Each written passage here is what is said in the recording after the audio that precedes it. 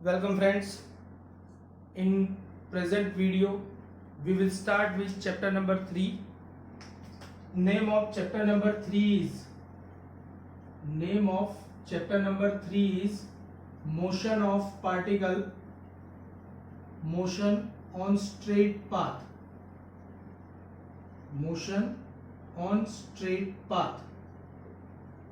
Friends, this is very fundamental as well as useful chapter as far as your 11th standard is concerned.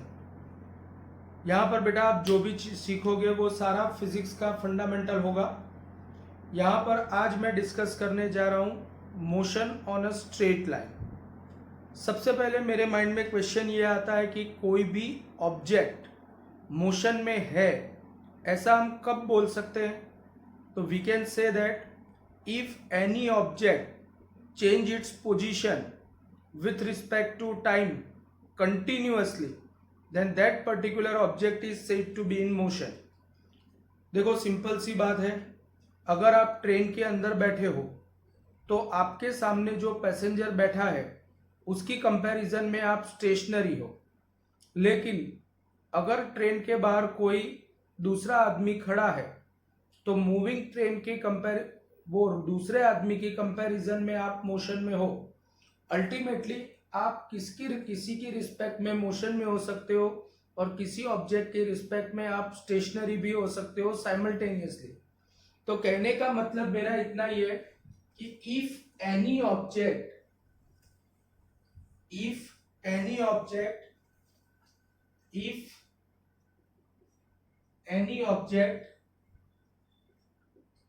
change its position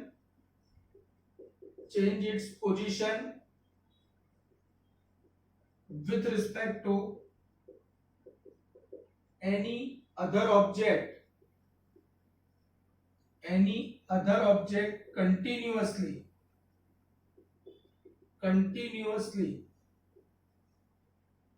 with respect to time, then given object is said to be in motion. यहां पर कुछ fundamental बातों को discuss करना बहुत ही जरूरी है. जैसे यहां पर हमको डिस्कशन करना है, मैंने अभी डिस्कस किया कि कोई ऑब्जेक्ट किसी दूसरे ऑब्जेक्ट की रिस्पेक्ट में आप चेक कर सकते हो कि वो स्टेशनरी है कि मूविंग है. अभी मैं यहाँ पर खड़ा हूं और आप देख सकते हो कि कैमरे की रिस्पेक्ट में मैं अभी स्टेशनरी हूं, लेकिन अगर सेम मोमेंट पर कोई आदमी मून पर जा करके मुझे देखे तो जितनी स्पीड से अर्थ मोशन कर रही है इतनी स्पीड से मोशन करता हुआ मैं भी दिखाई दूंगा. इसका मतलब ये हुआ कि मून पे खड़े हुए आदमी की रिस्पेक्ट में मैं मूविंग हूं और ये कैमरे की रिस्पेक्ट में मैं यहाँ पर स्टेशनरी हूं. तो इसका मतलब ये हुआ कि कोई भी ऑब्जेक्ट मूविंग है, स्टेशनरी है या एक्सेलरेटेड मोशन कर रहा है, तो कोई भी वो हम किसकी रिस्पेक्ट में डिसाइड कर सकते हैं, किसी दूसरे ऑब्जेक्ट की रिस्पेक्ट में डिसाइड कर सकते हैं. कहने का मतलब मेरा इतना ही है कि सबसे इंपॉर्टेंट पॉइंट होता है कि ऑब्जर्वर कौन है, और ऑब्जर्वर जो पोजीशन में जहां पर रह के मोशन को ऑब्जर्व कर रहा है, that particular system is said to be frame of reference. Again I would like to repeat, कोई भी ऑब्जेक्ट मूविंग है या स्टेशनरी है, it is dependent only on factor frame of reference. तो what is frame of reference mean by? तो frame of reference का मतलब होता है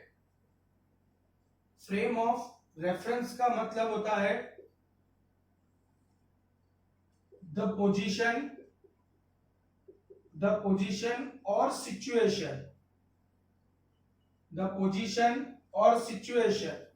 with respect to which observer observes motion of any object is said to be frame of reference. Is said to be frame of reference. Friends, normally frame of reference दो type के होते हैं.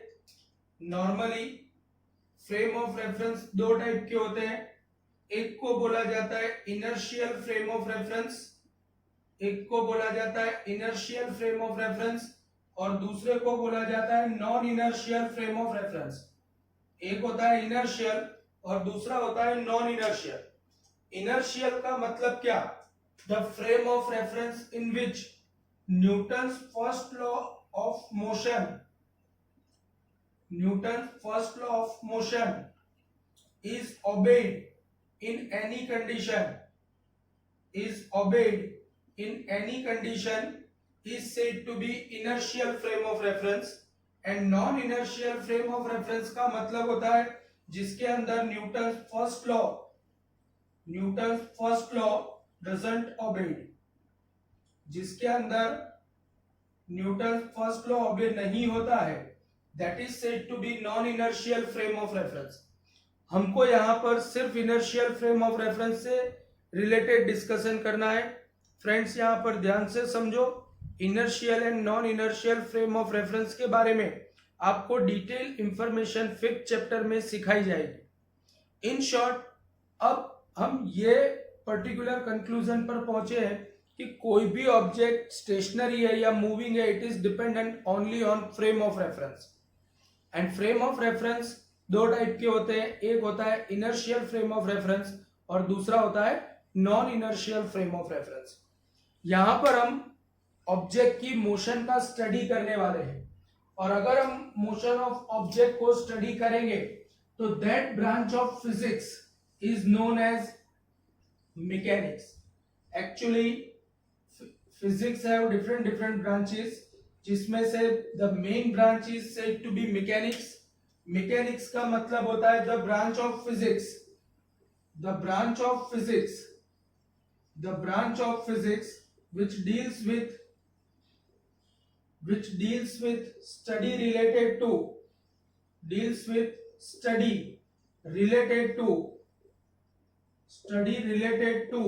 motion of object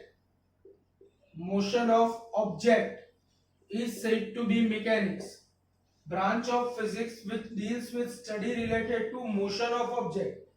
हम सबको पता है कि अगर किसी स्टेशनरी ऑब्जेक्ट को मोशन में लाना है तो उसके ऊपर एक्सटर्नल फोर्स लगाना पड़ता है. अगर मैं किसी ऑब्जेक्ट के ऊपर एक्सटर्नल फोर्स लगाता हूं तो वो ऑब्जेक्ट फोर्स के इन्फ्लुएंस में मोशन करना स्टार्ट करता है. लेकिन आप सबको पता है कि अलग अलग टाइप के फोर्सेस की वजह से बॉडी के मोशन का टाइप भी अलग अलग हो सकता है.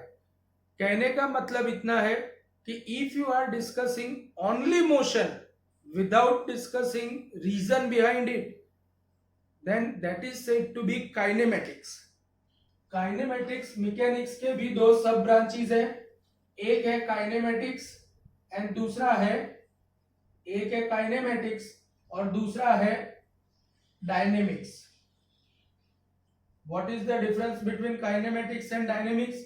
तो in kinematics we can say that in kinematics we are discussing only motion without discussing cause behind it, and that is said to be kinematics. आप सिर्फ मोशन को, प्योरली मोशन को डिस्कस करते हो without discussion of cause behind it, reason behind it, then that is said to be kinematics. But similarly, if you are discussing motion with cause, as well as if you are discussing properties of motion also, then that particular sub branch of mechanics is said to be dynamics. Kinematics में हम सिर्फ motion को discuss करेंगे और dynamics के अंदर motion के साथ साथ मोशन के लिए रिस्पॉन्सिबल जो कॉज है वो cause as well as properties of the motion, तीनों को डिस्कस करेंगे. तो these are the basic branches in which we will deal in this particular chapter. याद रखो कि third and fourth chapter kinematics है and fifth and six chapter dynamics है। In short यहाँ पर हम काइनेमेटिक्स और डायनेमिक्स दोनों का डिटेल में स्टडी करने वाले हैं। अब मेरे माइंड में क्वेश्चन ये आता है कि हम स्टडी तो करेंगे, मोशन का स्टडी करेंगे, लेकिन किसकी मोशन का स्टडी करेंगे? तो फ्रेंड्स याद रखो, फंडामेंटली हम पार्टिकल की मोशन का स्टडी करेंगे, क्योंकि each and every material in whole universe is fundamentally made of particles. हम पार्टिकल की मोशन का स्टडी करेंगे, तो यहां पर पार्टिकल का मतलब क्या करना है, ध्यान से समझो। That is said to be concept of particle. और कंसेप्ट ऑफ पार्टिकल क्या है? कंसेप्ट ऑफ पार्टिकल, हम यहां पर पूरे चैप्टर में पार्टिकल की मोशन का स्टडी करने वाले, कोई ऑब्जेक्ट की मोशन का स्टडी नहीं करेंगे, क्योंकि अल्टीमेटली सॉलिड, लिक्विड या गैसियस मटेरियल का ऑब्जेक्ट हो सकता है, और हर एक मटेरियल की मोशन करने की जो टेंडेंसी है, जो प्रॉपर्टी है, वो अलग अलग होती है। सब अलग अलग तरीके से मोशन करते हैं। इसीलिए हमको फ्यूचर में mechanics of solids, mechanics of fluids and kinetic theory of gases, मतलब मटेरियल के अलग अलग फॉर्म के अलग अलग स्टडी करने। But here we are discussing about only motion of particle. सबसे पहले तो पार्टिकल का मतलब क्या करना है? तो पार्टिकल का मतलब हमको यह करना है कि अ पॉइंट लाइक स्ट्रक्चर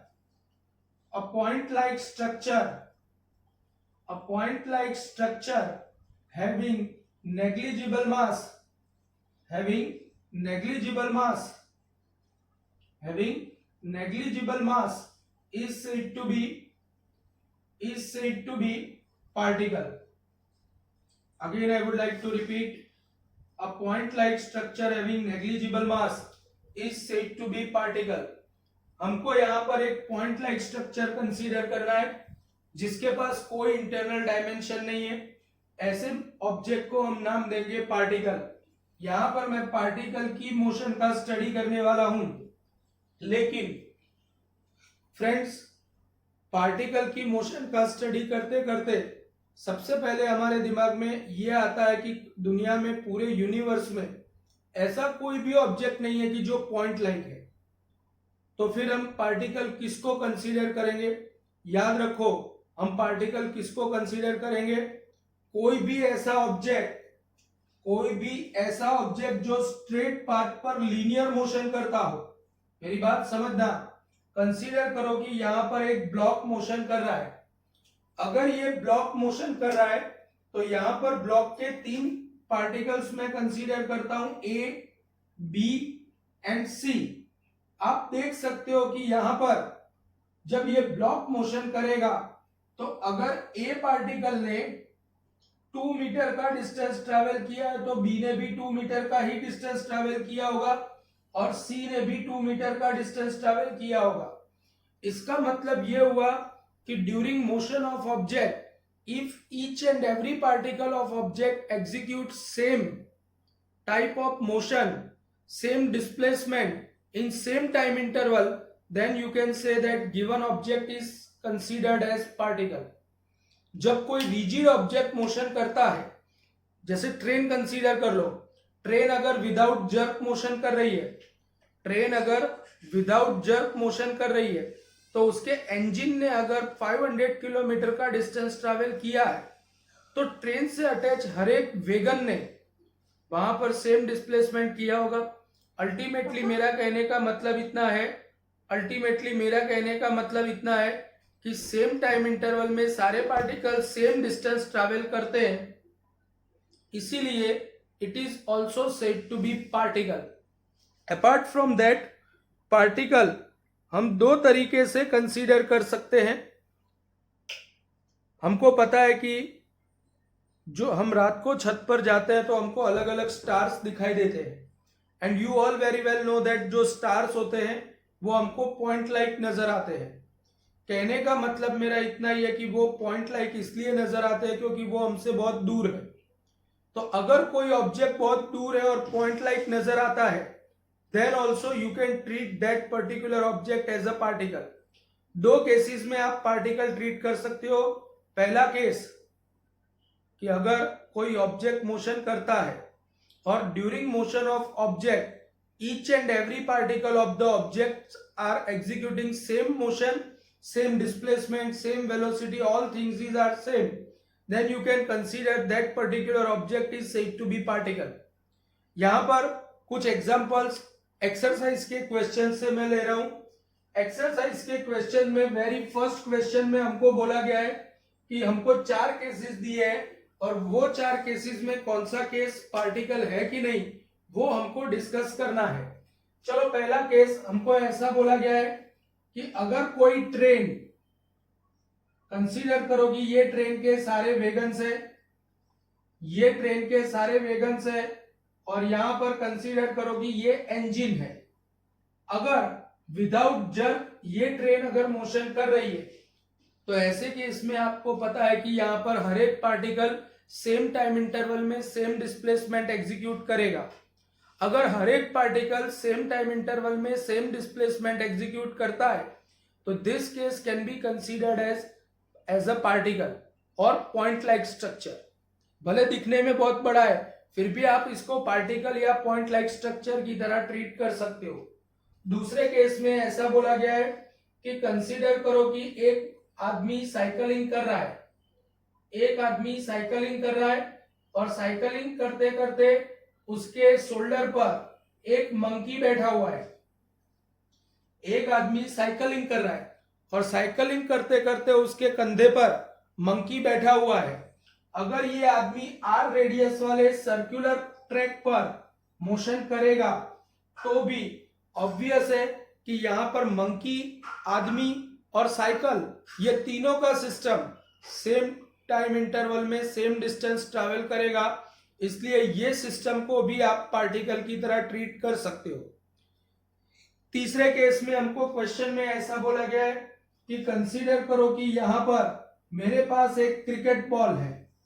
अगर ये क्रिकेट बॉल स्पिनिंग मोशन करते करते आगे जा रहा है, अगर ये क्रिकेट बॉल स्पिनिंग मोशन करते करते आगे जा रहा है तो ये पार्टिकल है कि नहीं। तो देखो अगर ये बॉल स्पिनिंग मोशन कर रहा है तो इसका मतलब उसका ए पॉइंट यहां पर है और बी पॉइंट यहां पर है।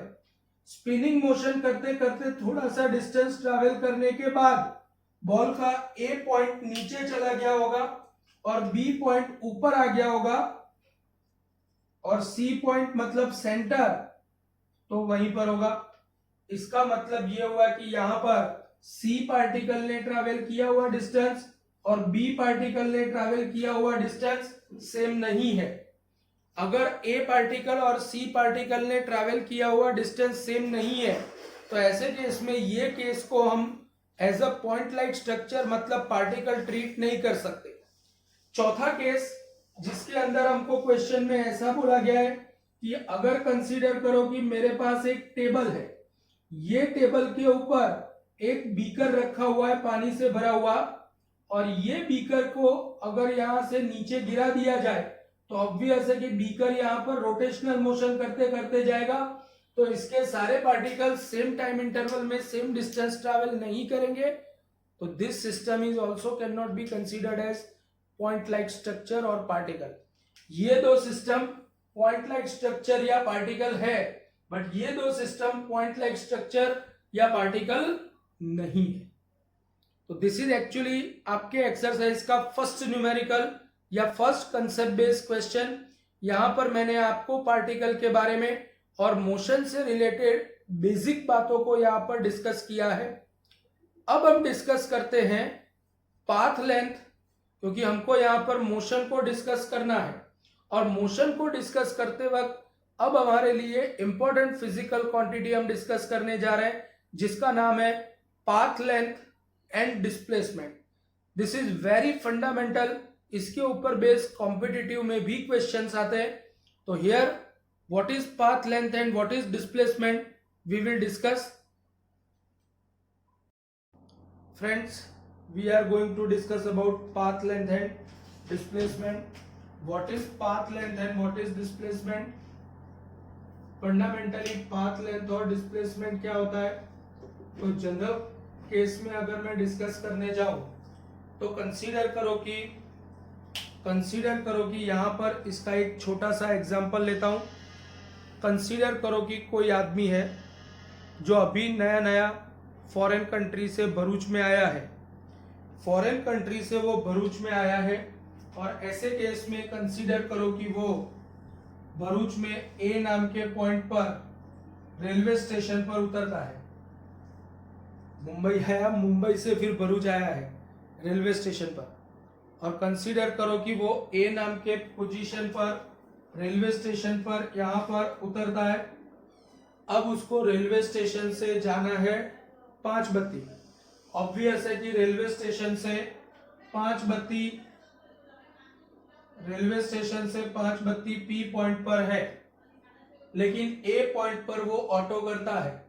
ऑटो वाले को पता चल जाता है कि ये आउटसाइडर है और इसीलिए ऑटो वाला उसको ऐसे घुमा फिरा के 29 किलोमीटर या 23 किलोमीटर डिस्टेंस ट्रैवल करवा के पी पॉइंट पर पहुंचता है। इसका मतलब अगर मैं रेलवे स्टेशन से पांचबत्ती का डिस्टेंस कंसीडर करता हूं तो स्ट्रेट फॉरवर्ड वो 1.5 किलोमीटर है, लेकिन ऑटो वाला उसको घुमा फिरा के 23 किलोमीटर लंबे पाथ पर मोशन करा के रेलवे स्टेशन से पांचबत्ती पहुंचाता है। तो इसका मतलब ये हुआ कि यहाँ पर 23 kilometre is said to be path length, but shortest distance between railway station to Panchbatti is said to be its displacement. तो अगेन यहाँ पर मैं रिपीट करने जा रहा हूं, सब लोग ध्यान से समझो। What is path length? तो पाथ लेंथ का मतलब होता है the total distance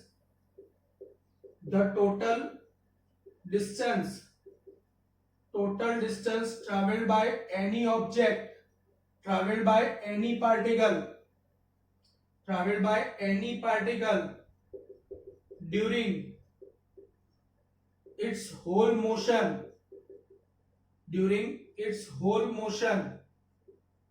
is said to be its path length। और पाथ लेंथ को अगर मैं x से रिप्रेजेंट करता हूं, फ्रेंड्स यहां पर मेरी बात ध्यान से समझो, बट डिस्प्लेसमेंट का बेसिक मतलब क्या होगा? तो डिस्प्लेसमेंट का बेसिक मतलब होता है डिस्प्लेसमेंट। तो फंडामेंटली डिस्प्लेसमेंट का बेसिक मतलब होता है the change in position of any particle,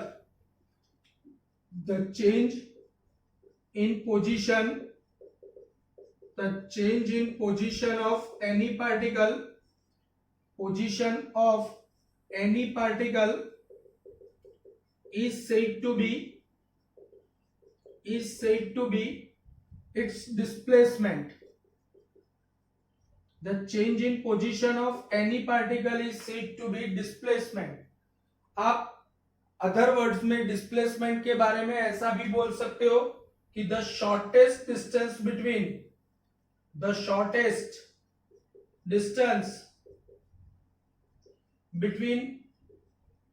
initial and final position of any particle is said to be displacement।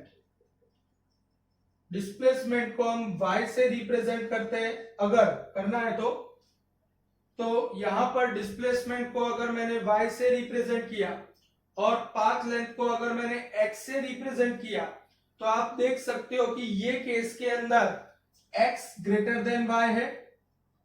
यहां पर आप देख सकते हो कि x ग्रेटर देन y है। x मतलब पाथ लेंथ की वैल्यू डिस्प्लेसमेंट की कंपैरिजन में ज्यादा है। लेकिन अगर कंसीडर करो कि मैं यहां पर पाथ लेंथ और डिस्प्लेसमेंट को एक्सप्लेन करने के पर्पज से अगर मैं यहां पर एक नंबर लाइन कंसीडर करता हूं, नंबर लाइन कंसीडर करता हूं। नंबर लाइन के ऊपर ध्यान से देखो, कंसीडर करो कि ये 0 है, ये 1 है, ये 2 है, ये 3 पॉइंट है, ये 4 है, ये -1, -2, -3। कंसीडर करो कि अगर कोई पार्टिकल ए पॉइंट से बी पॉइंट जाता है, अगर कोई पार्टिकल ए से बी जाता है, तो if any particle moves from A to B, अगर कोई पार्टिकल ए टू बी गया तो ऐसे केस में उसकी पाथ लेंथ कितनी होगी? तो path length is equal to 1 unit, 2 unit, 3 unit, 4 और 5, मतलब path length x is equal to 5 unit में बोल सकता हूं। लेकिन कंसीडर करो कि डिस्प्लेसमेंट कितना होगा। तो डिस्प्लेसमेंट का मतलब होता है, displacement means final position minus initial position. If displacement is equal to final position minus initial position, then final position is 3 and initial position is -2. So that will be equal to 3 minus -2 equal to 5 unit. तो ये case में आप देख सकते हो कि displacement and path length दोनों same होता है। ये केस में डिस्प्लेसमेंट एंड पाथ लेंथ दोनों सेम होता है, तो यहां पर x इक्वल टू वाई भी हो सकता है। तो यहां पर आप चेक करने जाओ, कोई भी कंडीशन में x less than y possible नहीं है। पाथ लेंथ कभी भी डिस्प्लेसमेंट से छोटी नहीं हो सकती। इसका मतलब ये हुआ कि x never become lesser than y। तो यहां पर x और y के बीच का रिलेशन क्या होगा?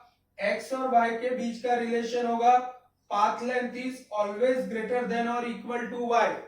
ये क्वेश्चन कॉम्पिटिटिव में भी पूछा जा चुका है कि if path length is represented by x and displacement is represented by y, then what should be the ratio of x to y। तो यहां पर x और y का रेशियो कितना आएगा?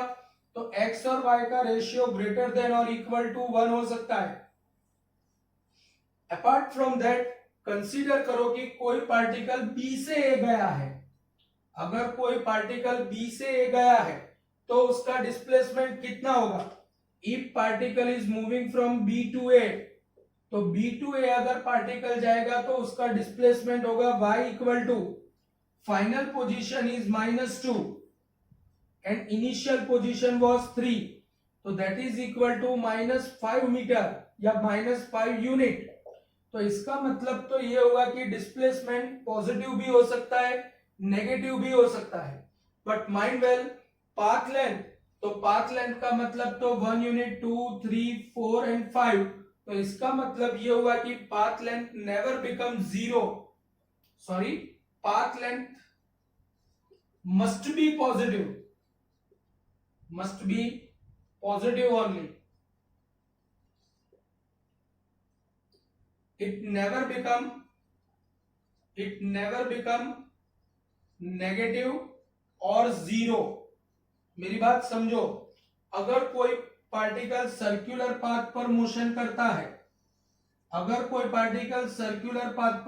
करता है, और एक रिवॉल्यूशन कंप्लीट करता है, तो उसका जो इनिशियल पोजीशन होगा वही घूम फिर के फाइनल पोजीशन आएगा। अगर जो इनिशियल पोजीशन है वही फाइनल पोजीशन है तो उसका डिस्प्लेसमेंट 0 होगा, लेकिन पाथ लेंथ 2πr जितनी होगी। कहने का मतलब मेरा इतना ही है कि यहां पर पाथ लेंथ का मतलब होता है पूरी पाथ की लेंथ, एंड डिस्प्लेसमेंट मतलब final position and initial position only. Mind well, path length never become 0, displacement either positive, negative और इट शुड बी 0 ऑल्सो। कहने का मतलब पाथ लेंथ जो है वो स्केलर क्वांटिटी है, मतलब उसके पास सिर्फ मैग्नीट्यूड है, जबकि डिस्प्लेसमेंट के पास मैग्नीट्यूड भी है और डायरेक्शन भी है, इसलिए displacement is said to be vector quantity. Displacement is said to be vector quantity. Mind well, displacement is a vector quantity, मतलब उसके पास मैग्नीट्यूड भी है और डायरेक्शन भी है। तो this is the basic discussion about path length and displacement. Path length and displacement से related आप अलग अलग टाइप के क्वेश्चन सॉल्व कर सकते हो। अगर जैसे एक आध क्वेश्चन में यहां पर डिस्कस कर रहा हूं, अगर हमको क्वेश्चन में ऐसा बोला गया है, अगर हमको क्वेश्चन में ऐसा बोला गया है, जैसे यहां पर मैं डिस्कशन कर रहा हूं, हमको क्वेश्चन में ऐसा बोला गया है कि if any truck is executing motion along 3 kilometre towards north, then 4 kilometre towards east, then what should be its displacement? तो fundamentally you can say that यहां पर उसका डिस्प्लेसमेंट मतलब इनिशियल पॉइंट को फाइनल पॉइंट से कनेक्ट करो तो जो बनेगा दैट इज डिस्प्लेसमेंट। यहां पर आप देख सकते हो कि अकॉर्डिंग टू पाइथागोरस थ्योरम उसका डिस्प्लेसमेंट होगा 5 किलोमीटर, क्योंकि 3 का स्क्वायर प्लस 4 का स्क्वायर रूट मतलब 5 किलोमीटर। जबकि यहाँ पर पाथ लेंथ कितनी होगी, तो यहाँ पर path length 3 kilometre plus 4 kilometre मतलब 7 kilometre is its path length. x equal to 7 kilometre and displacement y is equal to 5 kilometre. 7 kilometre उसकी पाथ लेंथ होगी और 5 किलोमीटर उसका डिस्प्लेसमेंट होगा। आप अलग अलग तरीके से अलग अलग टाइप की ज्योमेट्री बना के पाथ लेंथ एंड डिस्प्लेसमेंट को इवेल्युएट कर सकते हो। फ्रेंड्स, डिस्प्लेसमेंट कैलकुलेट करने के लिए हमारे पास दूसरे टाइप का क्वेश्चन होता है जिसमें आपको इक्वेशन दिया हुआ हो। यहां पर आप पूरे स्क्रीन का पहले तो स्क्रीनशॉट ले सकते हो। इसके बाद देखो, यहां पर अगर आपको डिस्प्लेसमेंट इवेल्युएट करना है तो आपको दो टाइप के क्वेश्चंस मिलेंगे। एक क्वेश्चन होगा जिसमें आपको ज्योमेट्री का यूज करना हो और दूसरे टाइप का क्वेश्चन जिसके अंदर ज्योमेट्री के साथ साथ आपको इक्वेशन दिया हो। जैसे ऐसा क्वेश्चन में बोला है if equation of position of any particle is given by the formula x equal to 3t square minus 2t plus 6 meter, then obtain its displacement